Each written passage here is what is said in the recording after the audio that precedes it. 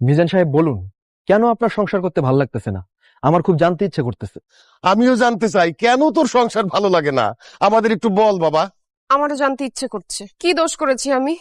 কি আমার অপরাধ? তুমি কেন আমার সাথে সংসার করতে চাচ্ছ না? সংসার আপনার কেন ভালো লাগে না? আমি যখন অনেক ছোট স্কুলে পড়ি, তখন আমার মা বাবা, স্কুলের শিক্ষক সবাই আমাকে বলেছে ভালো রেজাল্ট করো, তাহলে জীবনে সুখ আসবে।